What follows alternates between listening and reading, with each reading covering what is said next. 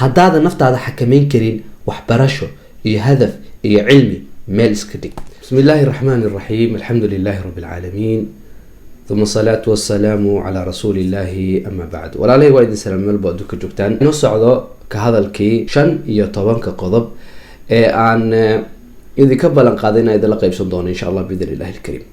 qaybtii koowaad waxaan kasoo hadalnay xakameynta nafta. qaybtan kale ayaa waxaan jeclaystay inaan uga hadlaa waxbarashada iyo saameynta ay ku yeelanayso qofka shakhsiga ah. sidaad ogsoon tihiin, cilmigu waa nuur, cilmigu waa power, cilmigu waa awood iyo inuu qofka shakhsiga ahaado qof isku filan meelaha qaar markii laga fiiriya. sidaas darteed waxaan soo qaadan doonaa arrimo aada iyo aada u badan, dhinac walbana laga fiiriyey, dadka khibradaha u leh fiiriyey saameynta keeni karta qofka shakhsiga ahi inuu waxbarashadiisa min bilaaw ilaa dhammaad wato asagoo la kulmaya caqabo badan, dhibaato badan, yacni rafaad iyo dhib iyo soo jeed iyo ma aragtay arrimo kaloo badan, laakiin arrimahaasi u dulqaadanayo asbaabo badan daraadeed. sidaasi darteed marka walaalayaal, waxaan doonayaa maanta inaan idinla qaybsado asbaabaha keeni kara inuu qofka waxbarashada bilaaba haddana iska daaya, haddana bilaaba haddana iska daaya. dabcan waxyaalaha idin sheegayo ma aha waxyaalo keliya aan soo akhristay, ee waxyaalo aniga shakhsi ahaantayda saameyn weyn igu yeeshay. qofka bini-aadanka markuu wax ka hadlaya waa inuu soo baaraa, qaab cilmiyeysanna usoo baaraa, si uu la qaybsado dadka wax sugan, dadka intooda badanna ay dareemeen ama ay dareensan yihiin ama ay dareemi doonaan. cilmiga sidiisaba saa idiin sheegay bilowgii waa nuur. ilaahay subxaanahu jala wacala ayuu cilmi oo dhan ka imaadaa. dad badan baa cilmiga kala qaybiya, maadi, diini iyo siya kale u kala qaybiya, cilmi nafsi, cilmi saas, cilmi hebel. laakiin ani ahaantayda baaritaan badan markaan sameeyey, cilmi oo dhan waa isku mid. laakiin xaaladaha iyo wadamada iyo ma aragtay shakhsiyaadka ayaa noqonaya kuwo u arka inay waxna diin yihiin, waxna wax diinta ka baxsan ay yihiin, maadaama aysan baaritaan weyn ku sameynin. dabcan markii laga hadlayo maadi ay dadka dhahaan qaarkood, waxaa laga hadlaa inaad barataa business, inaad barataa injineernimo, inaad barataa macalinimo qusayso maadi, ama luqad ha ahaato ama wax kale ha ahaato, ama inaad barataa technically inaad barataa iyo waxyaalo kaloo badan. laakiin insha allah biidni illaahi alkariim, muhiimadaydu ma aha maanta inaan kala qaybiya waxaana maadi ah iyo waxaana diin ah. muhiimadaydu waxay tahay inaan idinla qaybsadaa waxa keeni kara inuu qofka shakhsiga aha waxbarashadiisa bilaabo haddana iska joojiyo. kow horta waxaa saameyn ku yeesha qofka shakhsiga ahay waxbarashadiisa waa familkiisa. famil markaa dhahayana wuxuu ka kooban yahay dabcan aabo, hooyo iyo walaalo. saameyn weyn ayay ku yeeshaan, ma qeexayo sababta. waxaa kaloo saameyn ku yeesha qofka shakhsiga ahay saaxiibadiisa, saaxiibada uu la socdo, saaxiibada uu la nool yahay, saaxiibada uu ma aragtay la qaata waqtiyadiisa. waxaa kaloo saameyn ku yeesha qofka waxbarashadiisa hadaf la-aanta uu ka leeyahay mustaqbalkiisa. waxaa kaloo qofka waxbarashadiisa saameyn ku yeesha marmarsiyo, waxyaalo kale uu ku marmarsiyoodo nolosha. waxaa kaloo qofka waxbarashadiisa saameyn weyn ku yeesha waxa loo yaqaano laysinimada. laysinimadana uma baahan inaa hadda qeexo, lianna waqti badan ayay u baahan tahay. waxaa kaloo qofka saameyn ku yeesha waxbarashadiisa waxa loo yaqaano stresska.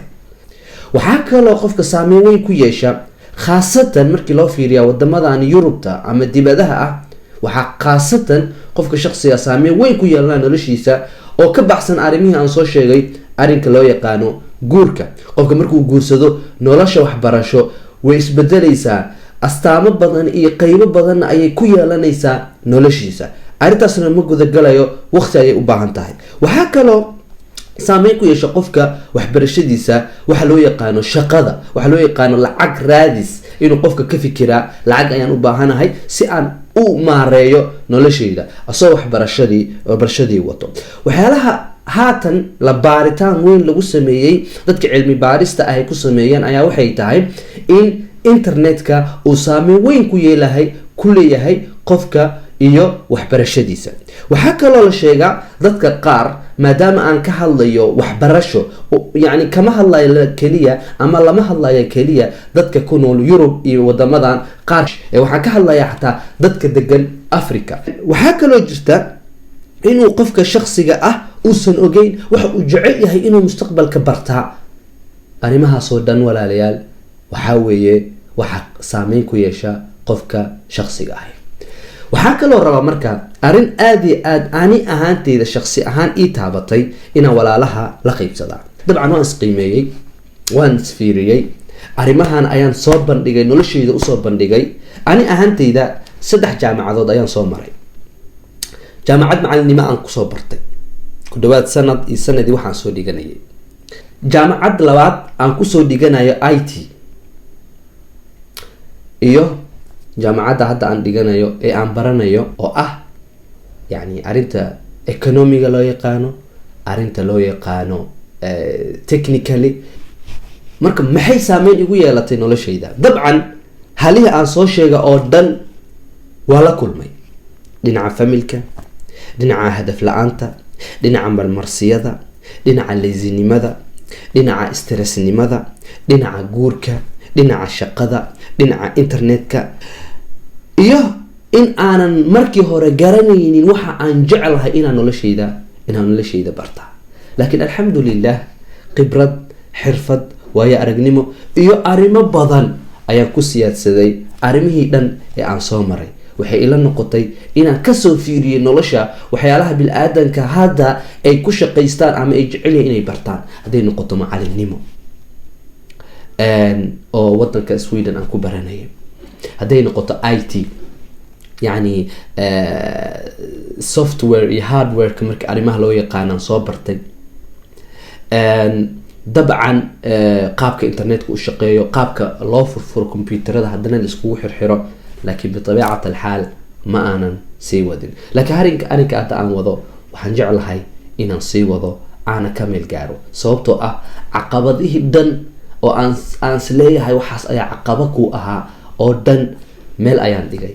ilaahay subxaanahu jala wacala qadarkiisana meel walbo ayay, waqti walbo iyo meel walbo ayuu allah subxaanahu watacaala ku salaynaya qadarkiisa.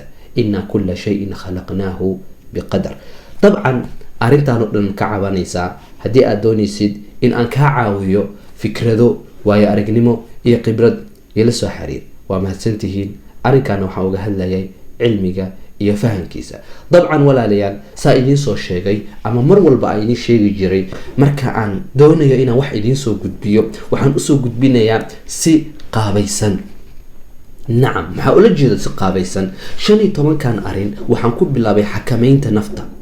hadduusan qofka bini-aadanka shakhsiga ah, gaal iyo muslim, xakameyn karin naftiisa, haddaadan naftaada xakameyn karin, waxbarasho iyo hadaf iyo cilmi meel iska dhig. sababtoo ah naftii waxa baran lahayd oo dhan ayaadan controli karin. sidee u controli kartaa cilmi power ah oo nafsadaasi yani caqabeynaya waxyaalaha dhan ka hortaagan, ay ku caajisayso, ay ku mamarsiyoonayso haddaadan cilmi u yeelan. وجزاكم الله خيرا. la soco qeybta 3aad. waa walaalkiin Cabdulghani, khayrka iyo wanaaga idin la jecel. 15kan arin haddaad si fiican u dhagaysataa, haddaad si fiican ula socotaa, run ahaantii waxyaalo badan ayaad ka bedelaysaa nolosheena ama noloshaada. asalaamu calaykum waraxmatullaahi wabarakaatu.